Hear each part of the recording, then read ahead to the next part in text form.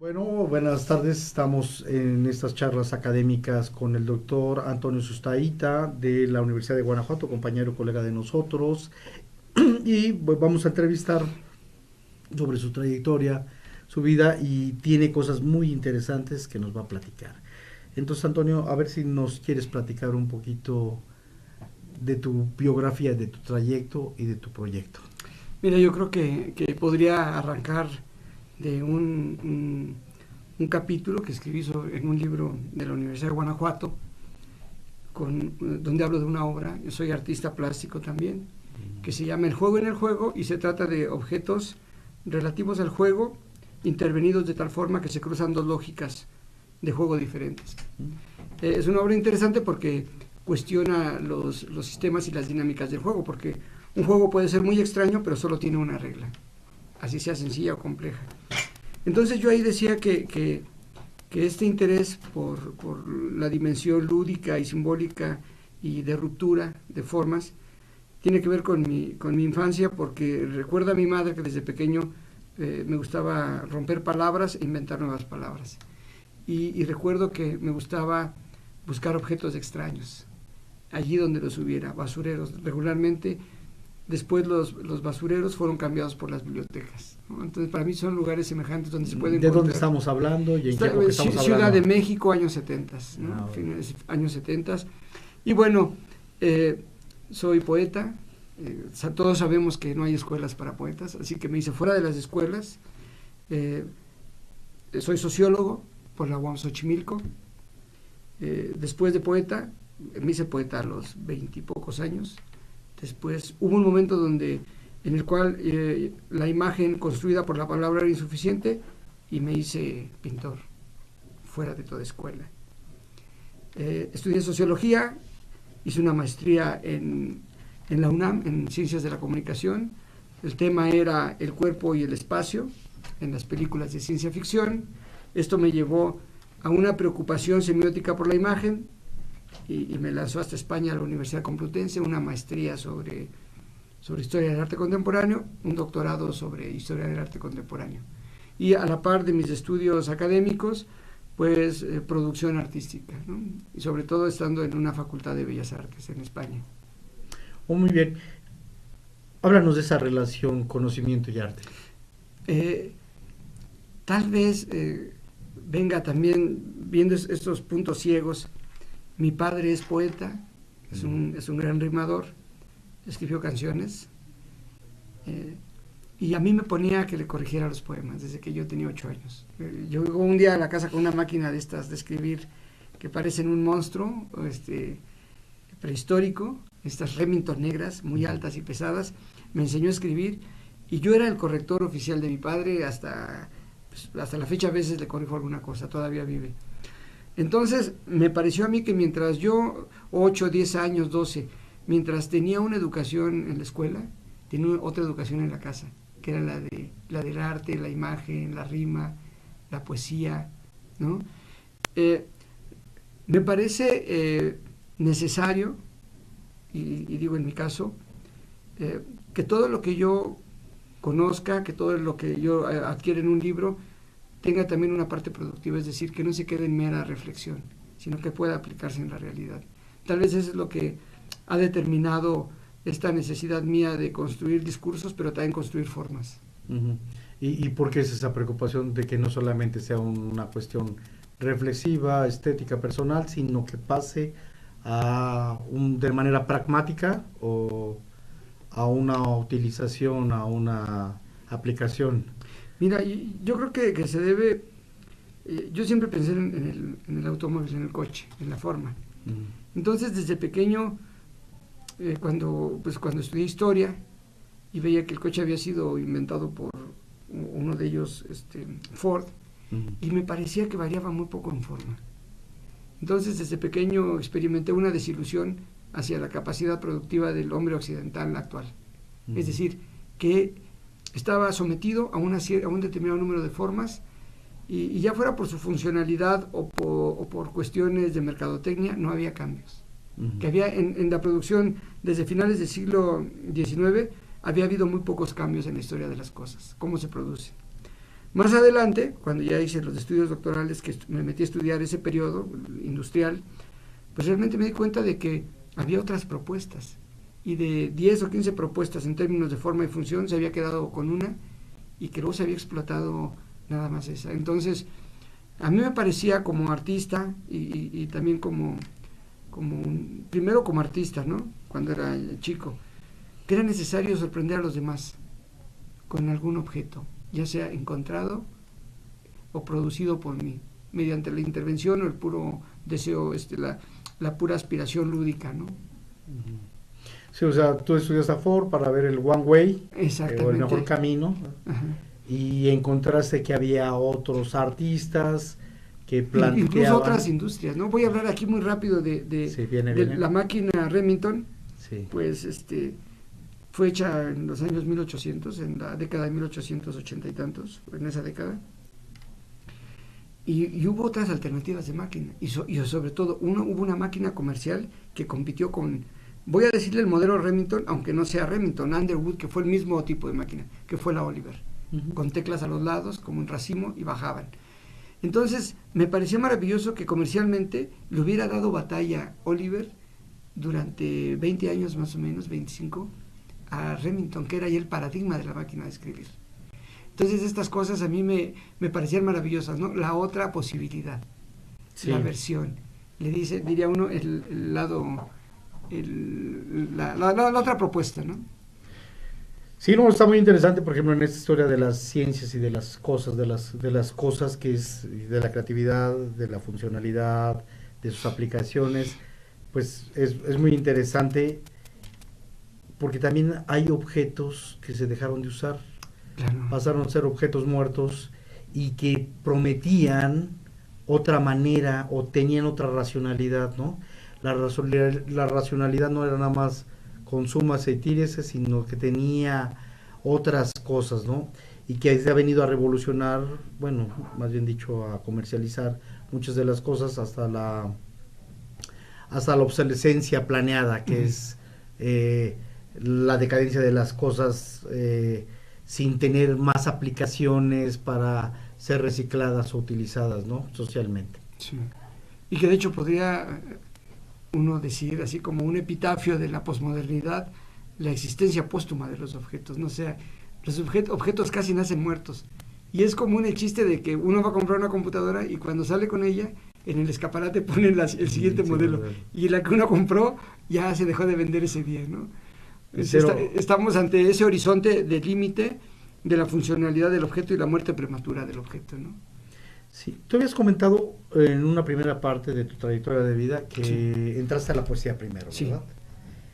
Sí. Y que encontraste, bueno, primero me imagino en tu casa ese ambiente donde tienes un papá que es poeta y te tiene la libertad tú de incidir en su trabajo y poder intercambiar opiniones con referencias a las rimas o con referencias a la estructura poética y a los objetos. Esa relación fue muy fructífera, ¿no? En términos... Totalmente, yo creo que me determinó y en cierta medida, cuando la gente me pregunta, ¿tú qué eres? Yo siempre digo, soy poeta, número uno. Y siempre digo, yo nunca he dejado de escribir poesía. La tesis de licenciatura, la tesis de maestría en México, la tesis de maestría en España, la tesis doctoral, yo les digo, son o fueron en su momento ejercicios poéticos. ¿Sí? Al punto, mi prosa la he cuidado mucho y la he trabajado mucho, al punto que cuando hice el examen de la presentación pública, de la lectura pública de la tesis en la Universidad Complutense, alguno de los lectores me dijo, Antonio, a mí lo que me interesa mucho es tu forma de escribir. ¿Cómo la conseguiste? Porque no hablas en ningún momento de eso. Me hubiera gustado que hablaras de esa forma de escribir. ¿Cómo llegaste a esa forma de escribir? Y yo lo único que te puedo decir es que yo no me doy cuenta. Lo único que te puedo decir es que soy poeta. Y que lo que está ahí es producto de mi vida de poeta, no es otra cosa. Y por eso yo les digo, parece que no, pero la tesis es un texto poético. Todas mis tesis han sido textos poéticos. ¿Por qué dices que es un texto poético la tesis? O sea, a ver, si quieres, háblame de una en particular, si quieres, de la maestría. Sí, sobre todo yo hablaré, yo creo que de la tesis doctoral, que es donde uno diría, como una tesis poética. A ver. Bueno, yo cuando llegué a España, que había conseguido beca de CONACYT y una beca de la SEP, iba muy satisfecho de haber obtenido este apoyo económico en mi país. Y yo pensé, bueno, ya llegué al doctorado y ahora voy a hacer lo que yo quiera, ¿verdad? Por primera vez. No estoy en mi país, donde había limitaciones. En la UNAM, por ejemplo, había limitaciones por parte de profesores para realizar algunas lecturas de obras. Yo estaba trabajando con cine, pero pensé, me parece que lo propio del doctorado es que yo afirme mi ser total en la investigación y luego en la escritura de la tesis, que es el discurso de investigación. Así que... ¿Sobre qué fue el tema? El tema se llama La función de la palabra en la reconstrucción del cuerpo humano en el arte contemporáneo. Entonces trabajo con la idea de un cuerpo que desaparece en la modernidad a partir de unos artistas y luego con estrategias de aparición de ese cuerpo en aquellas obras donde hay palabra escrita en el cuerpo. Es palabra escrita por el artista mismo o por otro artista. Me di cuenta que muchos críticos, críticos de arte desde principios del siglo XX, por ejemplo, todos los que habían trabajado con los surrealistas, con los cubistas, con los futuristas, pues no olvidemos que era un momento muy prolífico de asociación entre gente de distintas disciplinas y que en muchos casos los poetas escribieron de los pintores. Así que los textos sobre arte eran de poetas y Octavio Paz, Luis Cardosa y Aragón en México, y otros poetas en esta tradición de literatura mexicana de crítica, pues se expresaban poéticamente del arte. Y a mí me pareció que era la mejor forma de expresarse del arte, aún siendo sociólogo. Entonces, yo hice ejercicios desde la tesis de maestría de escribir como Borges, en un conjunto de textos escritos en un diario que apareció en una obra que me parece que se llama Inventario. Entonces, desde la maestría en la UNAM, yo intenté escribir como Borges, ¿no? Al estilo ensayístico de Borges o de Paz. Y me parece que no se puede en todo momento, porque son 600 hojas, y porque había muchos comentarios de la profesora de que citara esto, de que abordara esto, pero hay muchos momentos en que la prosa es poética, adquiere esa fuerza, esa tensión, esa profundidad de la prosa poética. Entonces yo diría por eso que mi tesis es poética. Fíjate que coincido en muchas cuestiones con el rescate de la estética y tratar de encontrar en el conocimiento una manera de abordarla también de forma elegante. Pero ¿qué pasa con los discursos narcisistas en la poesía, por ejemplo, donde el sujeto se presenta como el único hombre que tiene la capacidad de percibir? Te lo digo como sociólogo ahora. Sí. ¿Qué pasa con la poesía cuando el detalle el detalle de una cosa se hipervalora y se hace el gran evento? ¿Qué pasa cuando el intento es nada más el estado anímico del sujeto que está emitiendo una sensación? ¿Y qué pasa con los otros? Con los que no hablan, con los que no dicen, o con lo que no es lo egocéntrico, sino que tiene que ver con las alteridades y con el no yo. Pues a mí me parece, de hecho me parece, a mí me gusta la poesía. O sea, en primer lugar fui poeta por mi padre, ¿no? Yo creo que fue mi primer acercamiento a la poesía, aunque era una poesía tradicional y de rima. A mí me costó mucho liberarme de la otra voz, como dice Octavio Paz, que habitaba y que hablaba en mí, y que lo que me permitía escuchar era solamente rimas, ¿no? O sea, trabajé mucho, estuve en bastantes talleres poéticos en la Ciudad de México durante mi juventud. Después yo di talleres. A mí me parece muy curioso el hecho de que no hay escuelas para poetas. Lo mencionábamos hace rato en una conferencia. No hay escuelas para poetas. El poeta, a diferencia de todos los demás, de cualquier tipo de artista o filósofo o literato, no hay una escuela donde enseñen poesía. Entonces, pareciera que es algo que no debe existir en términos sociales, ¿no? La poesía. Durante mucho tiempo mereció el descrédito de los pensadores de arte, pues porque se pensaba que no era útil o que no obedecía a principios. Y fue hasta el rescate de Aristóteles, de su obra de la poética, que se entendió que sí era un arte y que fue incluida, ¿no?, en algunas escuelas o agrupaciones de disciplinas artísticas.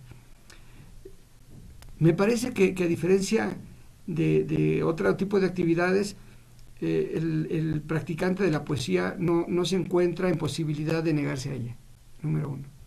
O sea, no es algo que se haga volitivamente, es algo que se hace como último recurso de existencia. O sea, me parece que es un acto de afirmación existencial y un acto vital. El poeta regularmente pues es denostado por el poder, porque el poeta se convierte en un crítico del poder. Es aquel que lleva a efecto lo que Foucault identificó como parresía o franqueza de palabra. Y yo he dicho en otros foros que el poeta es bueno cuando está muerto. Entonces se le pone a un auditorio su nombre, a un puente como los puentes de los poetas en Santa Fe, Ciudad de México. Pero cuando está vivo es molesto por muchas cosas. Una de esas es esta que comentabas. A los que no escriben poemas les molesta esta centralidad discursiva. O sea, ¿por qué habla él cuando nadie más habla? Y decía Luis Cardoso de Aragón en un poema en un ensayo sobre Antonin Artaud, que el poeta en cierta forma es como el pararrayos de la humanidad, ¿no? Él recibe esas descargas que en beneficio suyo no llegan a los demás, pero que los demás se enteren. Entonces, me parece que no hay una opción en el poeta de no escribir. No escribir para no molestar al otro. Y recuerdo un poema de este Juan Gelman, que acaba de fallecer, de Gallagher Bentham, y dice: cuando Gallagher Bentham murió, ocurrió un extraño fenómeno. A las vecinas les creció el odio como si hubiera aumentado la papa. Feroces y rapaces, y habla de todo el odio que le tenían a Gallagher Bentham, porque no solo escribía poemas, sino vivía de una forma que no era aceptada por los demás. No tenía hijos, era libertino. Entonces, esta libertad a ultranza del poeta, como la del artista, molesta al grupo consolidado socialmente, ¿no? Al grupo normalizado. Por otro lado, recuerdo esta cosa que dice Rainer Maria Rilke en Cartas a un joven poeta, donde le dice: si puedes escribir, no te metas en problemas, deja de hacerlo. Si no puedes escribir, o si tienes la posibilidad de no escribir, olvídate, no seas poeta. Son mucho más problemas los que vas a tener si escribes que si no escribes. Entonces me parece eso, que no hay salida, que asume el poeta una función que no tiene otro, que critica el poder, que sabe que tiene que formarse en un mundo donde no hay escuela para él, que arrastra en muchos casos la radicalidad de ser un otro sin parangón, y que parece que solamente se puede volcar entre prostitutas, ladrones y toda esta ralea que acompañó a los poetas beatniks, ¿no? Y que de plano prefirieron dejar las universidades e irse con este grupo de drogadictos, prostitutas, ladrones. Así lo podría plantear yo. O sea, sí es muy difícil, me parece que es difícil el mundo de la poesía, y me parece que también en muchas otras circunstancias el poeta, en beneficio del poder, pues le ha brindado espacios, ¿no? Para que, o sea, los contemporáneos de México, ¿no? Donde estaba Pellicer, donde estaba el joven Paz, donde estaba Villaurrutia, ¿no? Entonces ha habido este juego de amor y odio entre la poesía y el poder, y de no aceptación desde el punto de vista social, ¿no? Porque el poeta es el ser anormal, igual que el artista, que el pintor, ¿no? Sí, bueno, yo pienso que hablas como si el poeta fuera una sola cosa. Yo pienso que hay gamas de poetas, sí. Y no para hablar de buenos o malos, sino para hablar de quien hace una rima y le gustó mucho el juego de las palabras, mientras que al otro le interesa también el efecto de las palabras y la trascendencia de las palabras. Y ahí sí estoy de acuerdo con Walter Benjamin, ¿no? En términos de que la poesía, el arte, etcétera, permite hacer actos de liberación al sujeto, le permite replantearse. Pero también está por el otro lado Y yo me acuerdo que en el debate de la ciencia está todo una cuestión, ¿no? La cuestión de la ciencia y la retórica, en la manera de decirlo, y entonces, ¿qué acomodamos en la manera de decirlo? Claro, se ha discutido y está muy interesante este debate de la retórica, y y en algún momento se te hace toda la mayéutica, ¿no? Sí. Cómo vas a través de un ejercicio intelectual describiendo las cosas como lo utilizaban los griegos, y era un ejercicio muy, muy importante, ¿no? También señalabas de hablar con el corazón. Bueno, entonces aquí es quién habla, precisamente es el debate de quién habla y qué dice, y en este escenario complejo, para quién lo dice, para qué lo dice, ante quién lo dice, también un poquito de retórica aristotélica, ¿no? Pero sí, cierto, en las palabras, cómo recuperar la palabra, ¿no? Y cuando la palabra eh, puede permitir conocer más. Yo creo que también en estas figuras la bohemia limita mucho, ¿no? Sí. Porque, bueno, pues aunque te vayas con las prostitutas, etcétera, etcétera, que no lo veo en ningún momento como pecado ni nada de eso, pero, o sea, el término de buscar, de explorar, de generar nuevos sentimientos, o de plantear narrativamente otra perspectiva, yo creo que ahí está también su riqueza. Sí, sí, bueno, mientras hablabas estaba yo pensando en cuando construyes estas figuras del acto del habla, ¿no? O sea, quién habla, para quién, dónde, qué dice. Estaba pensando yo en una cosa que he estado trabajando últimamente y que tiene que ver con los discursos, cómo la palabra, pues, mira, recuerdo, es Odiseas Elitis, y dice en un aforismo, joven, recuerda que la palabra te sirve tanto a ti como a aquel a quien te asesina. O sea, ¿de quién es la palabra? ¿No? Y mientras hablabas yo recordaba este movimiento que hubo en Alemania de poesía concreta, que fue posterior al nazismo, y que se dice que lo que buscaron los poetas de este periodo fue devolver a la palabra a su nivel más bajo de infancia, de no hablar, y eran sobre todo como balbuceos, ¿no? Para buscar un lenguaje que había sido totalmente controlado, sometido por el poder nazi, ¿no? Me parece que la palabra, la poesía no tiene siempre que ver con el bien decir o el buen decir, el decir bien las cosas o decir cosas buenas. Y agradables. Exactamente, o sea, sí creo yo que todo poeta es preciosista en su formación, así como casi cualquier pintor es academicista en su formación. O sea, si era difícil que alguien llegara a pintar con una nueva técnica si no parte de lo académico, ¿no? O sea, de la representación mimética. De igual forma, me parece que no existiría el poeta, o sería muy difícil la existencia de un poeta que no partiera del estudio de las palabras. O sea, el poeta, y lo digo como yo, un poeta no solo escucha las palabras, las ve el color que tienen, la sombra que proyectan, la forma en que se acarician unas con otras, y lo que hace, o sea, lo que yo hice a partir del momento en que empecé a escribir y durante 10 años, fue escribir repitiendo tanto un texto, buscando la mejor forma de decir las cosas, y aprendí a ver eso, el color de las palabras, la sombra, la forma en que se acarician, que otra persona no se da cuenta cuando escribe, y que eso permite que uno a veces puede escribir muy fácil, algo que se escucha muy bien por esa facultad que ha desarrollado. Ahora, este nivel que yo le llamaría de preciosismo, esta fase de preciosismo, que es de una fase constructiva de interacción con el lenguaje, luego viene la otra parte, que es la expresiva, es decir, ¿qué voy a decir con el lenguaje, no? Y regularmente el poeta, y sobre todo los que yo conozco, son pocos los que no son críticos, la gran mayoría son críticos, ¿no? Todos sabemos que los poemas sirven para seducir a las mujeres, y cualquier poeta es un seductor. Pero más allá de eso, yo creo que esa es la parte donde usa el lenguaje en su forma bonita, lo utiliza en su forma combativa, ¿no? Todos los poetas casi son críticos. Tienen el lenguaje, ¿no? Y decían que Rimbaud era buenísimo para insultar porque era un gran poeta.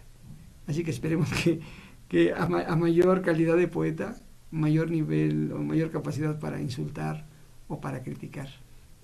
Ahora quiero que me platiques de la transición de la palabra a la imagen. Bueno, yo me di cuenta, pues, por la edad en que yo empecé a escribir, años a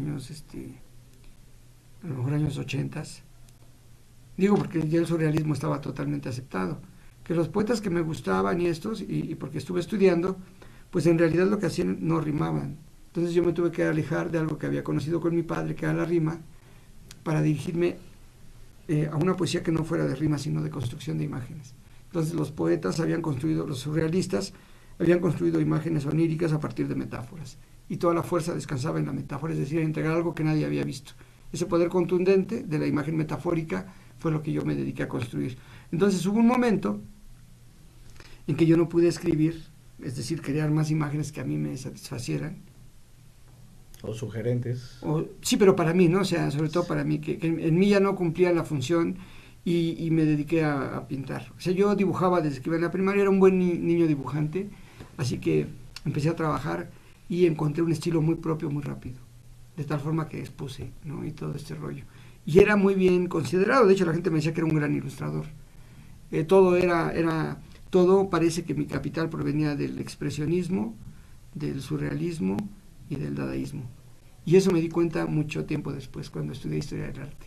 No sabía que era expresionista, surrealista, porque tampoco tenía yo una formación en historia del arte en ese momento. Pero luego ya me di cuenta que pues, era yo expresionista, o sea, crítico, ¿no? Yo ahora analizándote, ¿por qué tenías esas tres expresiones? Fíjate que sería difícil decirlo a qué se debe, pero más bien podría decirte que es el deseo de un mundo totalmente otro. O sea, como cuando te digo, yo odiaba que los coches siempre fueran igual desde hacía 80 años, que nos cambiara más redondo, más esbelto, tal, pero entonces todo lo que yo pinté en ese momento tenía que ver con, yo le cuento luego a la gente, así como hay un director de cine, no recuerdo ahora el nombre, el que hace Big Fish, que hace Charlie la fábrica de chocolate, que tiene un mundo propio. Empecé yo a crear un mundo y me di cuenta, y así estuvo de acuerdo la gente que me conoció en ese momento críticamente, que realmente era un mundo, o sea, tenía cualidad de un nuevo mundo, totalmente no mimético, ¿no? O separado de la mímesis. Muy bien, y si ahora diste una charla y estuvimos ahí en tu exposición entre arte y ciencia, entonces yo me preguntaría, ahora que eres doctor, maestro de la Universidad de Guanajuato, etcétera, ¿cómo harías si te permitieran hacer, claro que te permiten hacer, pero que te dijeran, a ver, Antonio, haz un diseño donde, ¿cómo vas a ir conciliando mundos que se fragmentaron y se secularizaron? El mundo de la ciencia y el mundo del arte. ¿Cómo? Y sobre todo para reivindicar a los sujetos, ¿no? O sea, al sujeto estudiante, al sujeto que tiene a veces tiene niveles culturales muy bajos, porque mucha gente no lee, mucha gente, y de los estudiantes, lamentablemente, de los estudiantes universitarios. ¿Cómo harías ahí este taller o este seminario o esta clase donde permitirías ir construyendo uno del otro, y qué tanto del uno y después desplegado, ¿no? De la poesía, de la pintura, etcétera?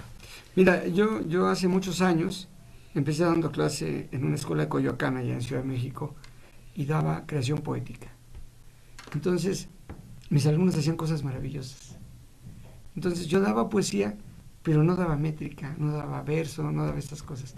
Me los llevaba, los acostaba en un parque a que vieran un árbol y les decía, vean el árbol mientras se está moviendo, y cuando ven esa gota, como una gota de tinta verde en el agua, que es el aire, cómo se mueve como una gota, como si fuera totalmente líquido, desenfoquen y entiendan la armonía de ese movimiento.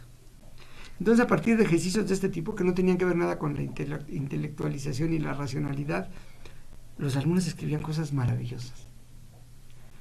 O sea que yo creo que hay un camino hacia el conocimiento que no tiene que ver estrictamente con la racionalidad, ni con la conceptualización, ni con la argumentación, o sea, con la explicación, sino que tiene que ver con prácticas corporales, ¿no? Muy arraigadas, por ejemplo, desde la tradición pitagórica y con otros momentos en la historia de la humanidad, donde se han preocupado más que por leer textos, por llevar a cabo cierto tipo de prácticas donde se involucra el cuerpo, y eso brinda un tipo de revelación y de conocimiento. Yo doy clase en la universidad, le doy clase a alumnos, tengo un proyecto muy interesante ahora, que es Guanajuato tiene muchos bebederos que desconozco todavía históricamente a qué época se refieren, porque parece que unos son más antiguos, a lo mejor estaríamos hablando de los años 20, 30, y otros pareciera que son como de los años 50 o 60. Entonces tengo un proyecto que consiste en la destrucción de la galería de arte en favor de la institución de una galería que está en la calle. Y en esos bebederos, que son plataformas de concreto, situar objetos. Es un proyecto que voy a meter a Conaculta en asociación con el municipio, ¿no? Con la Oficina de Cultura del municipio, pues buscando esto precisamente, romper los espacios de legitimación de alta cultura, tan difíciles de acceder, a los que no pudiera acceder, en beneficio de un ejercicio del arte, la exposición, la interacción con los objetos artísticos en un espacio público y abierto. Sí, porque también, ¿no?, tiene mucho de dadaísmo, exactamente, de intervención del espacio, donde las lógicas no solamente van a exponer los alumnos de la Universidad de Guanajuato, artes visuales, sino que desde niños dar talleres de 2-3 sesiones, hacer objetos y exponerlos ahí. Eso a mí me parece que permitiría una mayor realización de los actores sociales en una ciudad de la que se dice que hay un alto nivel cultural, pero que si uno le pregunta a la gente de la calle, al sí, guanajuatense típico, está fuera de... Sí. No puede entrar a la universidad, ¿no? Sí, del circuito. Hay un alumno por grupo casi de Guanajuato en la Universidad de Guanajuato. Sí, que es necesario hacer ese tipo de trabajo con la gente. Sí.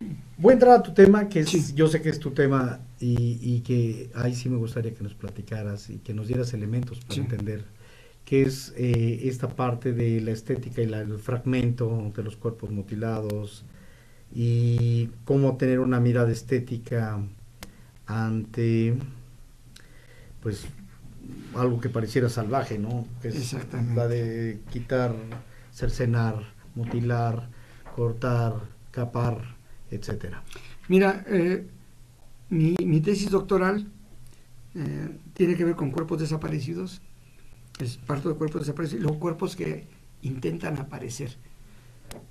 Entonces a un artista, hay un artista que resulta clave en mi obra, que es Christophe Havachev, que estuvo casado con Jean-Claude, una mujer francesa, él es búlgaro, y él lo que hizo fue que envolvió todo lo que pudo, cosas inmensas hasta un atolón en Miami, edificios enormes, parte de la muralla china, las cataratas del Niágara, grandes proyectos donde envolvía cosas.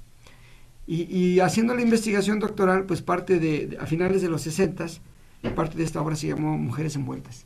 Entonces las envolvía en poliuretano y eran esculturas instantáneas, ¿no? Duraban, no sé, poco tiempo, porque estaban envueltas y liadas, ¿no?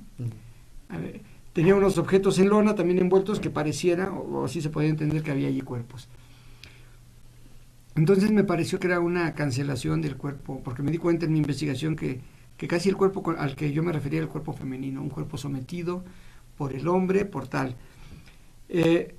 Y hay un artista que se llama Louise Bourgeois, que ahora está exponiendo en Bellas Artes, que hay una obra que se llama Femme Couteau, y es una mujer cuchillo, mujer tijera, y corta, y parece que va saliendo de una envoltura. Entonces, yo a partir de estos dos artistas construí esta idea de un cuerpo que está aprisionado, sometido, envuelto, y que tiene que salir. Entonces me sirvió mucho una metáfora desarrollada por Roland Barthes que se llama textil, donde reúne el texto y el textil. Entonces él dice que el texto nos confecciona, el texto que el discurso de uno sobre otro, y nos envuelve al tiempo que nos desaparece, nos hace desaparecer. Así que las estrategias textiles, por un lado serían de encubrimiento y por otro serían de lucha contra este poder que nos envuelve y nos atrapa y nos lía y todo. Clasifica. Entonces, esto yo lo había desarrollado hasta llegar a la automutilación en el accionismo vienés, y luego con artistas como Marina Abramovic. ¿Por la oreja de Van Gogh te refieres a lo de automutilación? Sí, pero sobre todo posteriormente, no en el caso de Van Gogh, sino en el caso de artistas que se mutilaban y ponían signos en su cuerpo con mutilación. Finales de los 60, que es cuando ocurre esto, principios de los 70. Y estaba yo ya trabajando, ya la tesis ya estaba terminada, la estaba corrigiendo, cuando en el año 2006 me entero de una noticia en un bar o discoteca de Europa, en Michoacán, que se llama Sol y Sombra. Llegan y a medianoche arrojan 5 cabezas de plástico negro, y en cuyo interior de cada una de ellas hay una cabeza, parece que recién fragmentada, porque en las fotografías se ve lleno de sangre. Y para mí fue un shock, no por lo horroroso del acto, sino porque eso que estaba planteado ahí, yo lo podía entender en términos estéticos. O sea, era muy semejante a obras que yo había trabajado, donde había mutilación simbólica, no real, de partes del cuerpo por la cámara fotográfica, palabras escritas en cada parte. Y pensé, caramba, esto es la continuación de mi tesis. Entonces me puse a escribir sobre eso y empecé a presentar en congresos cosas. Terminé la tesis, seguí con eso en un lugar, en otro. Pues algunos me decían que era interesante, me felicitaban, no pasaba de eso. Presenté como en 7, 8 congresos y coloquios aquí en México. Y en el año 2012 presenté en el TEC de Monterrey, Campus Ciudad de México, y se llamaba algo así como desarticular el cuerpo para articular el mensaje, ¿no? Un cuerpo que se convierte en signos y luego se articulan junto a palabras. Me interesaba el cruce de la dimensión corporal, orgánica, con la semiótica, con la simbólica, ¿no? En términos prusianos. A los suizos, que fueron los que lo organizaron, les pareció muy interesante. Me invitaron. Yo contaba en ese momento como profesor de nuevo ingreso PROMEP con recursos. Armamos un paquete muy interesante. Di conferencias en Madrid, en Barcelona, en Lausana, en Berna, en Basilea, y en todos lados quedaron encantados por la dimensión lingüística, semiótica y estética de un fenómeno político. No es nuevo esto, porque Bertolt Brecht se había interesado por imágenes de la violencia en un libro que se llama ABC de la Guerra.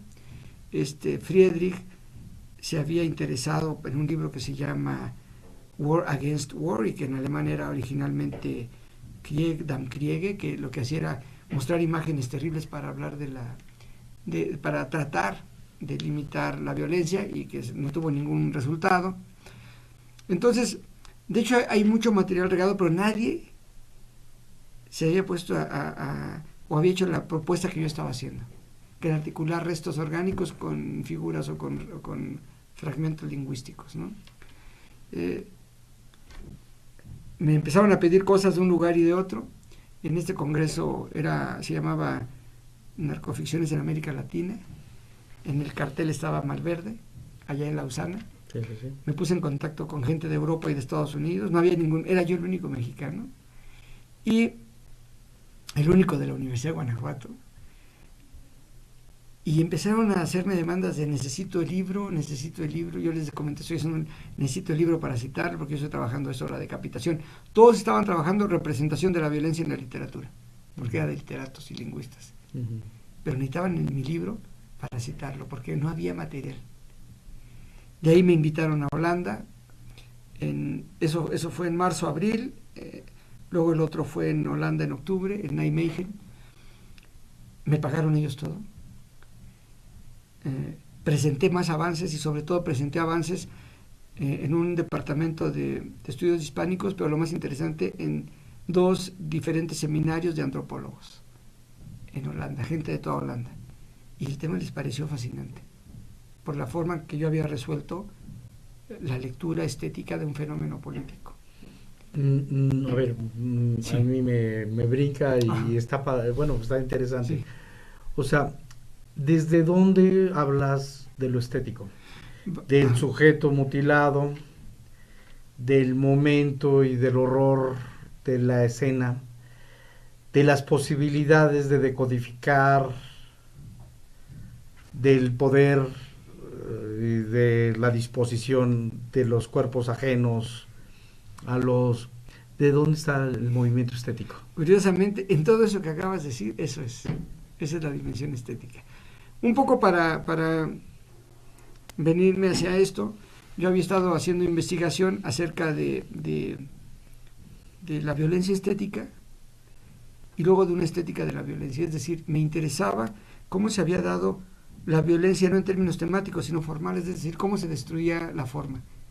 Y eso lo encontré en el cubismo, el futurismo.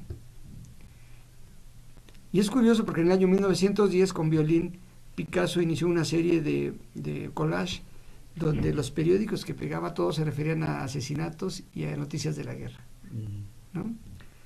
Me interesaba porque la forma parecía fragmentada. Y la forma fragmentada tenía un propósito, la búsqueda de la verdad, de la esencia. Y curiosamente acá en todas las notas que ponen los narcos hay una búsqueda de la verdad. Hablan de una verdad y aluden a una dimensión sacra o sagrada, ¿no? ¿Cuál es esa dimensión sagrada? Pues o se llaman templarios, Ya. aluden a Malverde, el discurso es como del Evangelio, ¿no? O sea, el acto en sí pues es sagrado, es de sacrificio, es de ritual, es un ritual, es sacrificio y es sagrado en ese sentido. Restituye, ¿no? O nos envía a la fundación de lo real, social. Sí, pero no es una oblación, por ejemplo, en una oblación, sí, en un acto de autosacrificio, pues uno se va de rodillas, uno se flagela, pero ahí no, ahí es el otro a quien se mutila, a quien se corta, y entonces ahí en esta parte, pues no sublime, sino, no, claro, no abyecta. Abyecta, ¿no? Mira, hay varios libros por los que me estuve moviendo, varias obras. Número 1, pues, De Inmundo, Apofatismo y Apocatastás, un libro de Jean Clair que se llama Lo Inmundo y habla de la estética abyecta, cuerpos destruidos. Polvirilio. No es fascista esto. No, es de arte contemporáneo. Polvirilio, arte despiadado, ¿no? Que habla de cómo el arte contemporáneo recibió la herencia directa del fascismo alemán, ¿no? En los campos de concentración. Y un montón de obras más semejantes a esta temática. Entonces, yo soy doctor en arte contemporáneo, así que yo tenía todo el capital para entender el tema del cuerpo. Y sobre todo me parecía estético por este aspecto de que se construía un escenario, un teatro, hacer algo espectacular, y en ese sentido también era una composición. O sea, los cuerpos se dejaban de tal forma, con el cartel de tal forma, sí. Había una composición. Y esto me remitió, por ejemplo, al asesinato como una de las bellas artes de Quincy, ¿no? Y a las notas de Miguel Ángel sobre la forma de representar muertos para crear patetismo de las guerras. Entonces, metiéndome en eso, leyendo a Susan Sontag y un montón más de gente especialista, pues me di cuenta que había una estética del dolor y del sufrimiento y de lo abyecto y de la destrucción de los cuerpos. O sea, había ya bases estéticas para construir eso. Así que lo único que hice fue reunirlo todo, desde, por ejemplo, Hans Holbein, con la danza macabra, ¿no? Que cumple una función didáctica a la exposición de la muerte. Y luego, ahora que fui a la Ciudad de México, me encontré un libro de Paul Besstheim que se llama La Calavera, que también habla de Zombantley, de Posadas, de Holbein nuevamente. Sí, me habías platicado de la guillotina y yo te diría de Sade, ¿no? También sí. Sade por ahí en las partes del placer, del utilizar el dolor para el beneficio. Pero sobre todo a mí me interesaba no solo el dolor, porque me hubiera podido ir por otro lado, y sobre todo por algo que había planteado el más grande estudioso, yo creo, actual del cuerpo es David Le Breton, pero no me interesaba solo el dolor, sino la mutilación. O sea, no quería desviarme. A mí lo que me interesaba era explicar por qué un cuerpo se rompe y luego se rearticula con palabras para formar un mensaje que yo le llamé estructura corpolingüística. ¿No? Donde el sujeto no decidió hacer ese mensaje. Pero parece que en el lenguaje dice, me pasó esto, se habla todavía. Yeah. Está muerto, pero no está inanimado. Entonces, todas estas cosas son las que comento en ese libro que yo espero publicar en cuanto esté. No, ya está en la editorial. Ya hicimos la primera lectura con el corrector y saldrá en 2 meses. Sí. Entonces yo espero presentarlo y digo, ahí ya puntualmente hay muchas cosas, ¿no?, que se pueden trabajar, comentar. Fíjate que a mí me preocupan algo. Por ejemplo, yo puedo ver a cierto sufrimiento humano, puedo ver ciertas cosas, pero después estaba viendo, por ejemplo, con referencia a los niños, y entonces me brinca, Mira, me atemoriza, o sea, puedo tener cierta sensación con referencia a la insensibilidad y, bueno, de entender, porque está fuera de mí muchas de las cosas, pero cuando ya tiene que ver con niños, gente, y entonces, y luego todavía que hay un libro que hablaba de la cultura depredadora, ¿no? Donde en Estados Unidos les gustaba mucho hablar a un teléfono donde les contestaba el asesino serial de eso, y era muy atractivo y era muy seductor, y además el cuate que te hablaba por un teléfono, bueno, a través de una contestadora, te decía cómo te iba a matar. ajá, Me sorprendió también cómo también en un acto, pues no fue romántico, parecía a principio erótico, donde un señor obeso homosexual, y un asesino le iba diciendo cómo lo iba a destajar y cómo se lo iba a comer. ujú, Y finalmente fue un acto de voluntad donde supuestamente ese señor obeso le dice al asesino, pues cómeme, ujú. y el otro ni tarde ni perezoso. Y entonces, bueno, me confluye donde el acto de cinismo, el acto de dolor, el acto del abuso, sobre todo del otro, porque a veces yo me he fijado, sobre todo con relación al poder, que cuando hay un niño que abusa sobre otro niño, no se da cuenta del dolor hasta que el niño le contesta y le pega con fuerza, y entonces cuando siente el dolor se da cuenta de que no está sintiendo, no está haciendo cosas agradables a la alteridad, al otro sujeto, al esto. Entonces, en este y en el discurso cínico, como se señalaba, hay un discurso cínico de cuando el poder te dice, ah, sí, bueno, pues es gente que ya no tenía remedio, que se hacía insensible, pues permitía, por lo menos en la reacción, también mostrar, ¿no?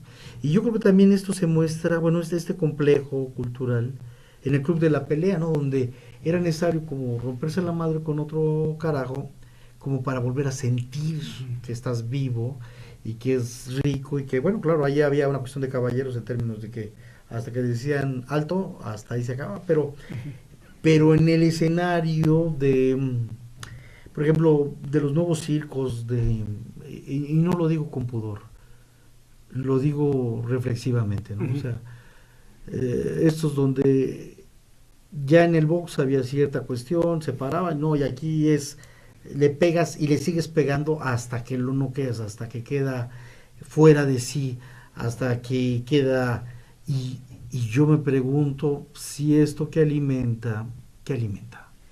Pues mira, mientras hablabas yo pensaba en esta paradoja que hay en la hipermodernidad, porque por un lado hay una violencia extrema que es alentada por los medios, o sea, simbólicamente. Entonces somos impelidos a la violencia extrema, desde los niños, juegos donde se matan con hachas y se desangran, está lleno de juegos de estos, programas de televisión, el género zombie, cuerpos alimentándose unos de otros. Y por otro lado, hay un llamamiento a la ética que me parece ya un rasgo esquizofrénico de la sociedad contemporánea o hipermoderna, ¿no? Una disociación total, un llamado a la ética discursiva y una proliferación simbólica de violencia sin ningún control. Digo que me parece peligroso por eso, porque es una muestra de esquizofrenia, o sea, es una sociedad totalmente rota, ¿no? Fragmentada, insensible, Sí, sí, y sí. ahí está la estética. Y sí, había una estética, o sea, Sí. mira, yo cuando doy clase de esto a veces pongo una imagen y dice, ay, no puedo ver un artista mutilado con una herida. Me digo, a ver, la mayoría de ustedes en la casa tienen un Cristo y comen bien. Claro, sí. Ustedes van al cine y ven una película de zombies, están comiendo el sándwich, las palomitas, bebiendo, y un cuerpo arranca a otro y le saltan las vísceras y la sangre. Digo, ¿cuál es la diferencia? Son objetos simbólicos y en ese sentido tienen el mismo estatus. Claro que la representación, la construcción de la representación es distinta, uno es ficción y otro no es ficción, pero están muy cercanos en términos estéticos. ¿no? Y a mí honestamente, como un estudioso de este tema, sí me parece peligroso este consentimiento por parte de las autoridades, que yo creo que sí se deberían regular los contenidos, porque están construyendo a seres totalmente desviados, cuando a un niño se le permite que los juegos que practica sean de destazamiento de cuerpos y sangre y vísceras, y que eso lo vean como algo premiado con puntos ahí en el videojuego. El rollo compulsivo, ¿no? Totalmente. Muy bien, pues Antonio, está muy interesante el trabajo, nos gustaría conocerlos, esperamos que lo vengas a presentar a Celaya. Sí. Yo no sé si algo más que quieras que reflexionemos, tú, yo, el público de este medio, que te gustaría abordar, Pues para cerrar. Pues me parece más bien que la discusión, así como la has llevado, ha sido muy enriquecedora, porque hay cosas que yo ni siquiera me había preguntado. Estoy muy satisfecho porque se me permitió, pues, contar mi historia, ¿no? O sea, que en realidad es la historia de construcción de discursos y de imágenes y de formas, y hacerlo por este medio. Es una fortuna que la Universidad de Guanajuato y Campus Celaya tengan este medio de acercamiento, ¿no? Y de conocimiento de profesores que estamos produciendo cosas, y que a veces en la estadística desaparecemos, ¿no? Se dice determinado número de profesores de tiempo completo, con apoyo PROMEP, SNI y tal, y no saben qué es lo que hacemos, ¿no? Entonces, yo sí quiero agradecer eso, me parece una gran oportunidad, un gran proyecto, y que siga adelante, ¿no? Con esto, que sean muchos los profesores que pasen por aquí y que puedan hablar de preocupaciones tan personales, pero también tan ligadas a su ámbito de trabajo y a su formación académica y luego ya postdoctoral, ¿no? Claro, y además a la preocupación, claro, como sujeto social. Pues yo te agradezco mucho, Antonio, y esperamos mucho. Yo invito a que conozcan tu obra, y y sí, hay mucho que ver, y efectivamente yo creo que también a veces hay que salir, lo que estás proponiendo de hacer arte popular, hacer popularizar. Sí, hacerlo accesible, ¿no? Accesible, al gran todo público. Eso, yo creo que sí. Y aquí en Guanajuato, donde hay grandes concentraciones y por lo tanto grandes diferencias también sociales, culturales, económicas, es fundamental. Y bueno, a mí también me gusta porque hasta ahorita en tu conferencia nos empezamos a conocer, pues estamos interesados en seguir las pistas. Mira, cuando ustedes deseen, yo estoy dispuesto a participar en cualquier seminario, charla, conferencia, ¿no? Para los alumnos, que la verdad los vi a los alumnos en la conferencia muy abocados, muy dialogantes conmigo, ¿no? Con el expositor. Sí, no, estuvo muy interesante, muy sugerente. Bueno, Antonio, pues te damos las gracias, y posteriormente ojalá volvamos a platicar, que nos platiques, nos lleves, o que quieras exponer algo, pues este es tu espacio y este es el espacio universitario. Muchas gracias. Sale, muchas gracias.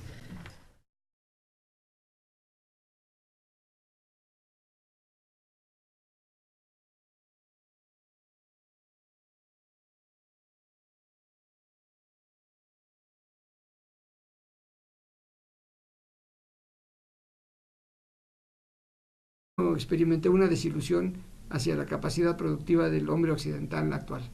Es decir, que estaba sometido a un determinado número de formas, y ya fuera por su funcionalidad o por cuestiones de mercadotecnia, no había cambios. Que había en la producción desde finales del siglo XIX había habido muy pocos cambios en la historia de las cosas, cómo se producen. Más adelante, cuando ya hice los estudios doctorales, que me metí a estudiar ese periodo industrial, pues realmente me di cuenta de que había otras propuestas, y de 10 o 15 propuestas en términos de forma y función se había quedado con una, y que luego se había explotado nada más esa. Entonces, a mí me parecía, como artista y también primero como artista, ¿no? Cuando era chico, que era necesario sorprender a los demás con algún objeto, ya sea encontrado o producido por mí, mediante la intervención o el puro deseo, la pura aspiración lúdica, ¿no? Sí, o sea, tú estudias a Ford para ver el one way, o el mejor camino. Ajá. Y en la escuela, tenía otra educación en la casa, que era la del arte, la imagen, la rima, la poesía, ¿no? Me parece necesario, y digo en mi caso, que todo lo que yo conozca, que todo lo que yo adquiera en un libro tenga también una parte productiva, es decir, que no se quede en mera reflexión, sino que pueda aplicarse en la realidad. Tal vez eso es lo que ha determinado esta necesidad mía de construir discursos, pero también construir formas. Uh-huh. ¿Y por qué es esa preocupación de que no solamente sea una cuestión reflexiva, estética, personal, sino que pase de manera pragmática o a una utilización, a una aplicación?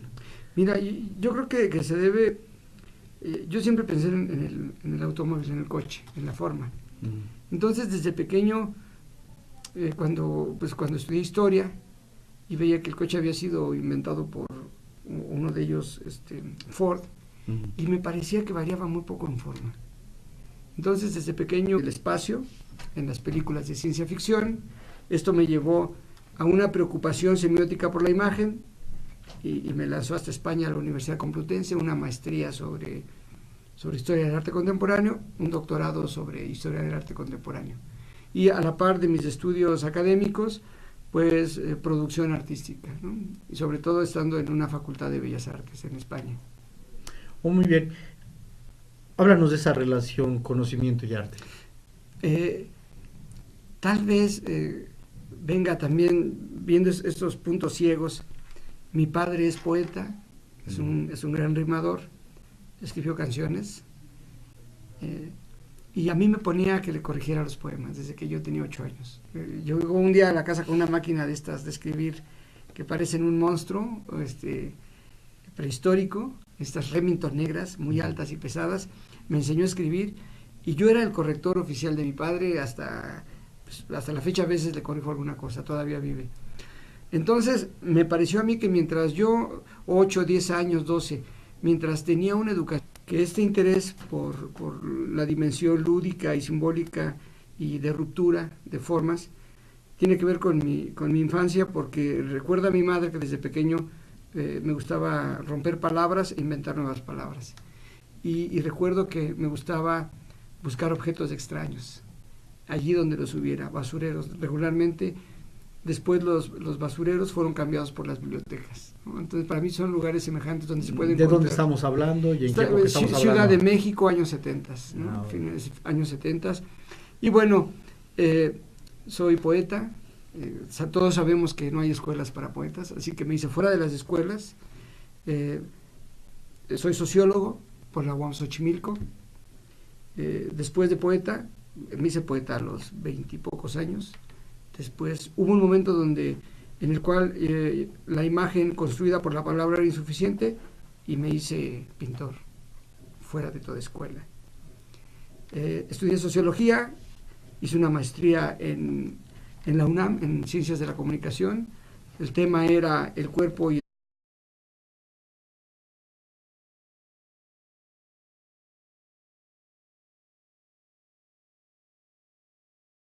Bueno, buenas tardes. Estamos en estas charlas académicas con el doctor Antonio Sustaita de la Universidad de Guanajuato, compañero y colega de nosotros, y vamos a entrevistar sobre su trayectoria, su vida, y tiene cosas muy interesantes que nos va a platicar. Entonces, Antonio, a ver si nos quieres platicar un poquito de tu biografía, de tu trayecto y de tu proyecto. Mira, yo creo que podría arrancar de un capítulo que escribí en un libro de la Universidad de Guanajuato, donde hablo de una obra. Yo soy artista plástico también, que se llama El juego en el juego, y se trata de objetos relativos al juego, intervenidos de tal forma que se cruzan dos lógicas de juego diferentes. Es una obra interesante porque cuestiona los sistemas y las dinámicas del juego, porque un juego puede ser muy extraño, pero solo tiene una regla, así sea sencilla o compleja. Entonces yo ahí decía que